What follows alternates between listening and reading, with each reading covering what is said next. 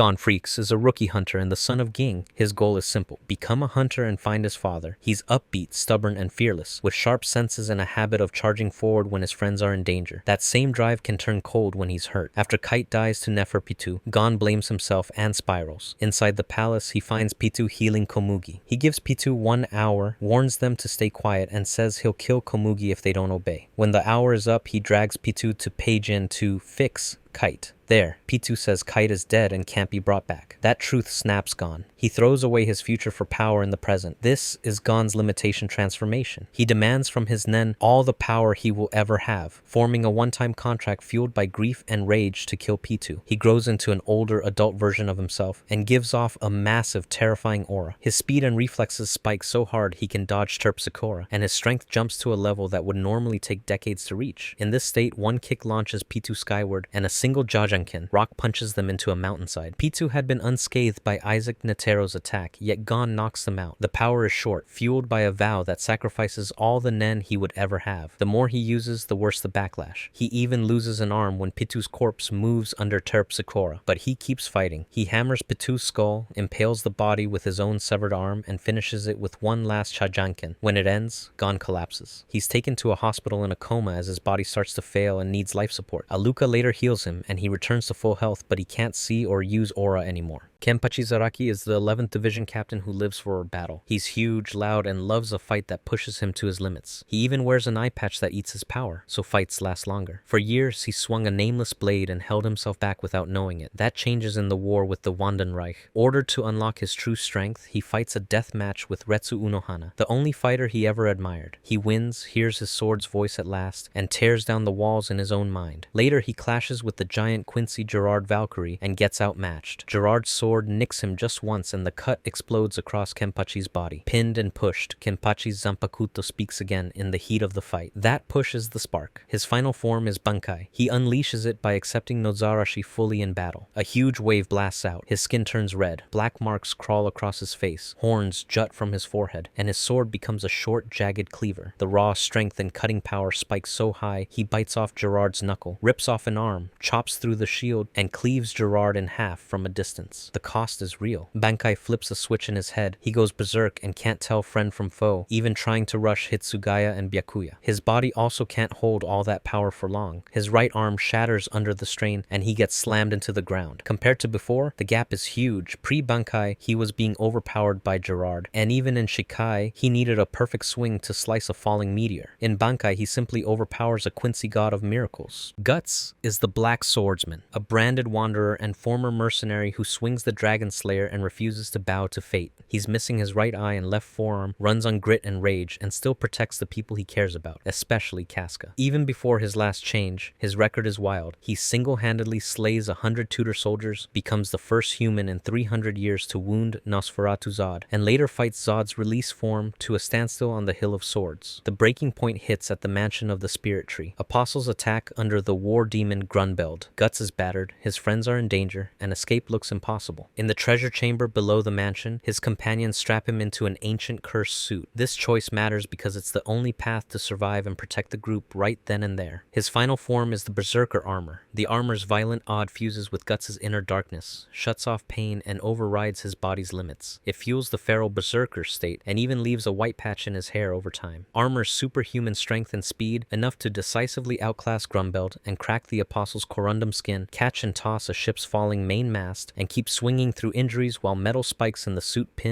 broken bones together. Paired with the Dragon Slayer, now tempered by the malice of the inhuman foes it has killed, he can cut physical and astral beings alike. He risks losing his ego in attacking allies. Only Shirka's luminous body or a childlike luminous presence can pull him back. The suit bleeds him, hides damage until it's too late, and his eyesight worsens. Power-wise, this is a major jump from Man Who Killed 100 and Scarred Zod. In this form, he overpowers Grunbeld, helps disperse Emperor Ganeshka's mist body in an aerial assault with Zod, kills a giant Makara, and slays the sea god by carving its heart. Shigeo Kageyama, known as Mob, is a quiet middle school esper who hides huge huge power behind a flat look. He keeps his emotions sealed so he won't hurt people, tries to live normal, and even joins the body improvement club to grow the hard way. He avoids using psychic powers on people and would rather talk things out. His big goal is simple: be a better person and confess to his crush, Tsubomi. That plan shatters on the day he finally decides to confess. He buys a bouquet, saves a child from traffic, gets hit by a car, and starts bleeding. Under that shock, Mob's control snaps and something deeper takes the wheel. Friends can't stop him. The city shakes. Reigen arrives later and forces the hard talk Mob has been avoiding. That something is Mob's final form. It triggers when he's unconscious under extreme stress or when his body is wrecked. In this state, he unleashes virtually limitless psychic energy far beyond his usual 100% explosions. His telekinesis and barriers surge to absurd levels, enough to level buildings and swat foes who threatened him before. He can drain psychic attacks and energy while in this mode, a trick he has shown subconsciously, and his holding capacity is so high he survived absorbing all the power Toichiro released. The cost is steep. Mob loses control. Basic instincts take over, and he risks doing things he will regret. Power-wise, it is a massive jump. It beats his 100% boost and is described as so overwhelming that top espers like Toichiro Suzuki and Keiji Mogami are helpless against it. Concrete feats back it up. When Teruki Hanazawa choked Mob unconscious, something woke up, beat Teru with ease, and destroyed Black Vinegar Middle School in the process. When Koyama knocked him out, something stood up and scared him into fleeing. In the city rampage on the way to Tsubomi, something overpowered everyone who tried to stop him. When it ends, fallout hits hard. After Teru, Mob cries, hits 100% sadness, and repairs the school. Garou is a martial arts prodigy, Bang's former student, and the hero hunter. He hates the way popular wins and swears to become the strongest monster to flip that script. He studies foes, copies styles, and grows mid-fight. Even before his last change, he beat or pushed top threats, fought Flashy Flash and Platinum Sperm at speeds measured in 1.3 milliseconds, split Sage Centipede from space to the surface with a single hand chop, and used Extreme Fajin to send shockwaves through Earth's core and lift a landmass on the far side of the planet. The breaking point comes after a string of brutal battles and his clash with Saitama. God reaches him. Garou accepts that influence, kills Genos to bait Saitama, and fights Blast while radiating power that Blast says could wipe out all life on Earth. His final form is awakened Garou, Cosmic Fear mode. His body turns into a star-filled void with a dark bluish aura. He gains cosmic knowledge of energy and forces, and his copy skill jumps to the supernatural level. He steals gravity control and portal creation from Blast, needs line of sight for long jumps, and stacks that with nuclear fission punches that set off mushroom cloud blasts. Plus, a gamma ray burst that fires twin beams. He copies Saitama as mode, Saitama matching consecutive normal punches and even mirroring a Sirius punch. Their clash creates Sirius punch squared, a shockwave strong enough to destroy Earth before Blast and allies redirect it into space, where it erases distant star systems. He survives being blasted from Earth to Io, breathes fine in space, and sees across the solar system. Limits bite hard. His body emits lethal radiation that kills nearby life and harms even S-Class. His time travel technique isn't mastered. Saitama's growth outpaces his copying, and after defeat his divine power fades, ending the form. Kaidu of the Beast starts as an emperor, the strongest creature, and boss of the Beast's pirates. He wants a world where war decides worth. He crushes enemies, drinks hard, and respects only power. He took Wano with Orochi, raised a Devil Fruit army, and planned a final war. He already beat Luffy once with a single swing and captured Kid and Killer. When the raid on Onigashima hits, the fun ends. The Ninja Pirate Mink Samurai Alliance storms his base. Luffy returns stronger, Big Mom is on the island, and the scabbards draw blood. Kaidu stops playing. He treats the night as his proving ground and pushes into his peak state to erase all hope. His final form is the Flame Dragon form. His mythical Zoan power and a fiery technique that wraps his body in dragon-shaped flames so hot they melt stone on contact. He becomes a massive azure dragon or a human dragon hybrid, wreathed in fire, horns, and scales blazing, with flame clouds to fly and even lift an island. His durability is wild. Execution tools break, suicide drops don't work, and those stone-melting flames don't burn him. Before this form, he shattered Luffy's Gear 4 and one-shot him. In Flame Dragon form, he lifts Onigashima with flame clouds, splits the heavens clashing Haki with Big Mom, tanks redirected Bolo Breath, and keeps fighting after getting cut where Odin scarred him. Sukuna is the king of curses, the strongest sorcerer from over 1,000 years ago. He's cruel, proud, and lives for bloodshed. At first, he's stuck inside Yuji Itadori's body, taunting him and waiting. The turning point comes when he forces a new plan. He splits a piece of Yuji's soul into a cursed object and feeds it to Megumi Fushiguro, then takes Megumi's body. That switch matters because it gives him full control and access to the 10 Shadows technique. He also locks Yuji into a 1-minute takeover vow with the word enchain, and later tricks Hanakurusu by faking that Megumi is free. From there, he moves toward a complete return. His final form is his true form. It triggers through incarnation via his fingers until he gains a body again. He uses Shrine to fire slashes, dismantle and cleave, that can extend into slashes that cut the world. He wields Divine Flame by opening it with a chant. His domain, Malevolent Shrine, hits everything up to 200 meters for 99 seconds, and he can alter the range to keep it going. He stacks vows to bypass limits. Even after losing a hand, he's fast enough to blitz top fighters and outrun Yuji, tough enough to tank a 200% hollow purple with only his hands blown off, then regenerate. He ignores Mahito's idle transfiguration, uses domain amplification, heals with reverse curse technique, and can fire off Black Flash. With Megumi's 10 shadows, he commands Shikigami up to Mahoraga, then tames it. Akira Fudo starts as a shy, kind student who lives with the Makimuras and clings to peace. He's smart but not athletic, cries easily, and avoids fights. His best friend Ryo Asuka changes that. Ryo shows him a demonic mask, the truth about demons, and then stages a brutal Black Sabbath party in his basement to summon them. People die, demons swarm, and Akira agrees to become a warrior to protect humans. In that chaos, the demon Amon tries to take him, but Akira's pure heart flips the script. He keeps his human mind and takes Amon's power. From that day, he's Devilman. Later blows keep pushing him harder. Ryo exposes him on TV, the government tortures the Makimuras, mobs murder Mickey, so Akira builds the Devilman core and takes the war to the demons. He gains super strength, speed, stamina, and tough durability, plus a healing factor. He fires devil beams from his antennae, heat beams from his hands, breathes fire, whips with his tail, phases through solid steel, teleports short distances, grows in size, and even hijacks signals to steer Cyrena's severed arm. He can lift heavy objects, shred barriers, leap over buildings, and use limited telepathy to rally other devilmen. Before, he was a crybaby with no fight skills. Now, he wipes out a demon-infested party, rips through elite monsters, and leads a global army. He kills Gelmer and Agwell, one-shots Rasber after cutting through his web, burns 3 torturers to ash, defeats Genman while smashing through its shell faces, beheads Magistrum in Hell's Court, decapitates Nike, kills Poarsenus inside Marie Antoinette, slaughters the 7th Cavalry, burns down the sea serpent Duella Male, and destroys the caterpillar demon Oisnus. Kafka Hibino is a 32-year-old Defense Force officer who used to clean up kaiju corpses and crack jokes. He's kind, stubborn, and hates letting people down. As a human, he's weak by Force standards, stuck at 0 to 1% suit output, but he knows kaiju anatomy and never quits. Everything changes when a small kaiju crawls inside him. That choice puts him in the path of monsters, mentors, and hard calls. The breaking point is losing control during fights and seeing the risk he poses to friends. He learns his transformed body can rampage on its own if an identified numbered kaiju is near, and the longer he stays changed, the more his human body turns into a kaiju with no way back. Fear of hurting his allies even keeps him from transforming until Kikoru Shinomiya pushes him to trust the team again. His final form here is Berserk Kaiju form, Kaiju number 8. Triggered by proximity to powerful numbered kaiju, and by staying transformed too long, Kafka's control slips and the kaiju side surges forward. In the anime, 4 back extensions cross behind him and his glow shifts red. Power spikes across the board, Fortitude 9-8, one of the highest ever. Giant leaps, brutal punches that crumple top threats, a spine-charged energy roar that cancels enemy blasts, shape-shifted thrusters for burst speed, jaws that can clamp weapons, rapid regeneration, even regrowing a body from the core if it detaches, kaiju sense that pings threats, and tough armor-like hide that tanks slashes and shots. Compared to human Kafka, this is night and day. He goes from can't draw power to disarming Vice Captain Soshiro Hoshina without hurting him, resisting Isao Shinomiya's numbers-boosted assaults, and overpowering an identified kaiju like number 13. He ragdolls Hanju-level threats and can neutralize a base kaiju number 9's attack with his energy roar. He defeats Yoju, the revived exam Hanju, Gamma, a number 9 clone, and kaiju number 13. He also overpowers or stalemates elite humans like Hoshina and Isao while holding back. Ushio Aotsuki is an 8th grader who lives at his family's temple and carries the fate of a warrior. He's loud, stubborn, and quick to fight for people he cares about. He frees the yokai Tora after 500 years, and is destined to wield the beast spear like his ancestor. That weapon makes yokai fear him, and humans test him to see if he's worthy. He sets out to find his mother, and ends up uniting humans and yokai against the threat of Hakumen no Mano. The big push to change comes from constant battles where friends, family, and strangers need saving. Priests try to seize the spear, and he sees how much power he must last straw to keep everyone alive. Repeated use of the spear starts to pull him away from being human, and the cost becomes real when even allies sacrifice themselves in the fight. His final form is his yokai form, the path toward Azafuse triggered by repeated use of the beast spear. He can hold a huge boulder, shove a bus down a street, and move fast enough to keep pace with Tora. He heals quickly, tanks injuries that would kill a normal person, and can call the spear to his hand. Compared to his human state, just a talented athlete with great reflexes, this is a massive jump. He can fight on par with or overwhelm most yokai. Griffith is the White Falcon, a brilliant mercenary leader who ends the 100-Year War and dreams of ruling his own kingdom. He's calm, magnetic, and ruthless when needed. People flock to him, and he uses their faith to climb. Then everything cracks. After Guts leaves his side, Griffith seduces Princess Charlotte, gets caught, and is tortured for a year. He's rescued, but his body and future are shattered. At a lake, his blood touches the Crimson Beherit. The sky darkens into the eclipse, and the God Hand offers a path back to his dream, at a price only he can choose. Griffith accepts and sacrifices his comrades, letting go of human restraint. He's reborn as Femto, the fifth God Hand, a demonic evolution free from hesitation. He can control over space and gravity to repel attacks and crush targets, flight, near untouchable status against mortal weapons, and an overwhelming charisma that bends crowds and kings. He can turn a space-cleaving strike aside, read the flow of events better than humans, and commune with the dead.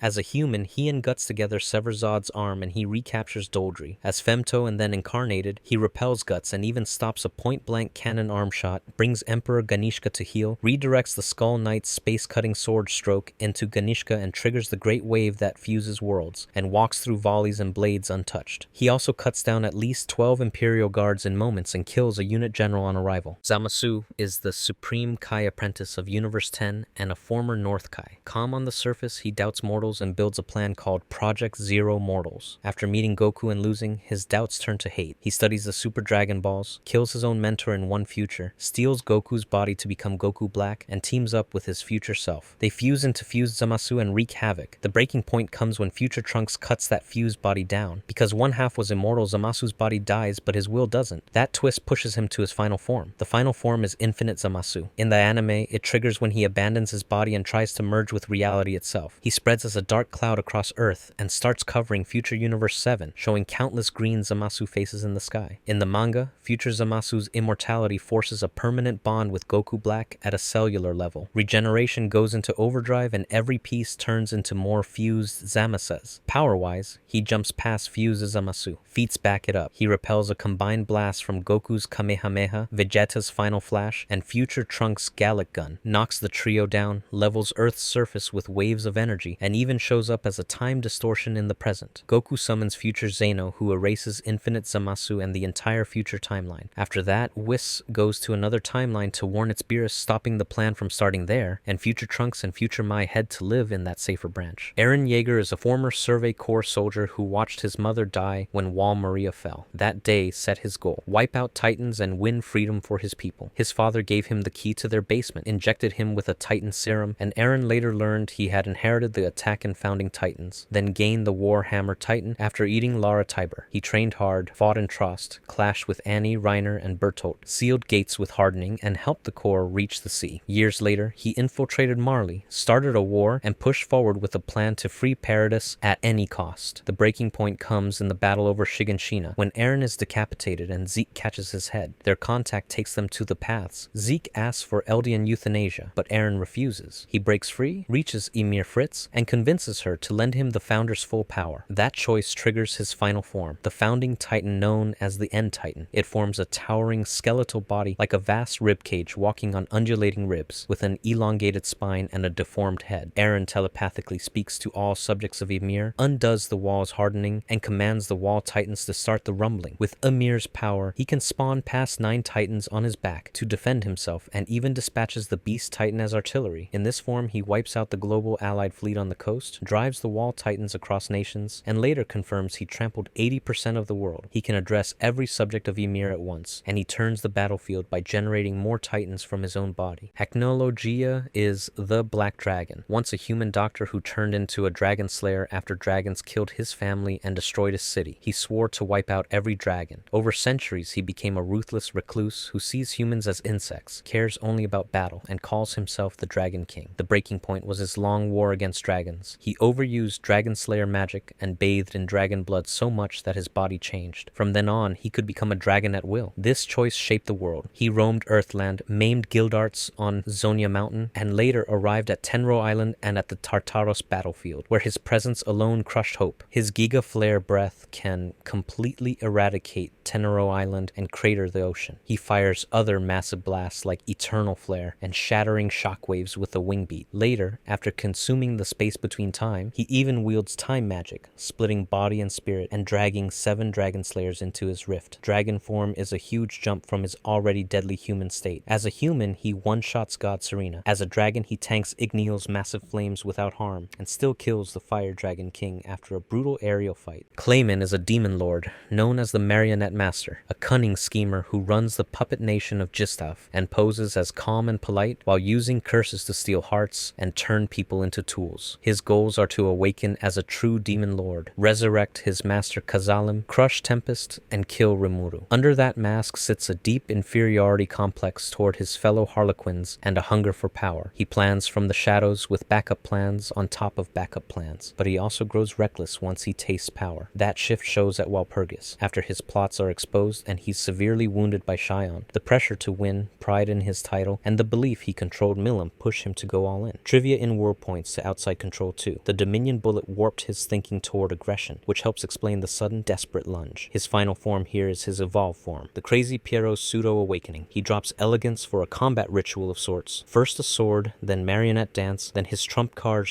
Demon Marionette, and finally the full transformation to fight directly. Compared to his normal state, where he leans on puppets and distance, this is a direct power spike. Concrete feats in context. He keeps fighting after Shion maims him, swaps to Demon Marionette when his sword shatters, then evolves again and manifests energy arms to stay in the fight. Ragyo Kiryuin is the CEO of Revox, chair of Honnoji Academy, and a life fiber human hybrid who treats power like a fashion show. She is vain, ruthless, and loyal to the life fibers, wanting to enslave humanity and spread them across the universe. Even before her final form, she shows scary strength and control, superhuman speed and durability, instant regeneration, brainwashing through mind stitching, and life fiber swords tough enough to sever other fibers. She even broke Satsuki's Bakuzan with her bare fist and overpowered Kamui users. The turning point comes after Satsuki betrays her at the Great Culture and Sport Festival, and after Ryuko keeps fighting back. Ragyo decides the world needs absolute control. She has Nui craft the ultimate outfit, lures Ryuko, brainwashes her with Junketsu for a time, unleashes the primordial life fiber, and then steps onto the stage herself. Her final form is Shinra Koketsu. Nui designed it for Ragyo, and its full power turns on by absorbing a second host. Ragyo first uses Rei Humaru, then later absorbs Nui and the original life fiber to go even further. The look changes from regal gowns to an ultimate dress with shifting wings, drill-like blades, and later a horned, more demonic second form after she casts away her last humanity. Compared to her normal state, this is a hard jump. She overwhelms Ryuko and Senketsu even in their Kisaragi form, drills a hole through Ragyo's chest without flinching, flies into space to reach the Revox satellite, and her pressure makes Senketsu start to deteriorate from the load. Goetia is the king of the demon gods, a hive mind born from the 72 demons tied to King Solomon. He runs the Human Order Incineration Plan as the main enemy of Chaldea, calls himself Grandcaster Solomon, and wants to reset the world into a place without death. He's cold, brilliant, and treats people like problems to solve. After Chaldea tears through the singularities and confronts him in the Time Temple, his Solomon body is beaten. That loss is the push. He drops the mask and shows what he really is. He tries to sway Mash Kairilight to his side. She refuses. He fires his ultimate light, and Mash blocks it with Lord Camelot, saving her master and dying for it. The stakes are clear. No more tricks, only his real power. His final form is Beast 1, Goetia's true form. He becomes a colossal golden horned figure with a single pink-red eye in his chest and rows of eyes in his arms.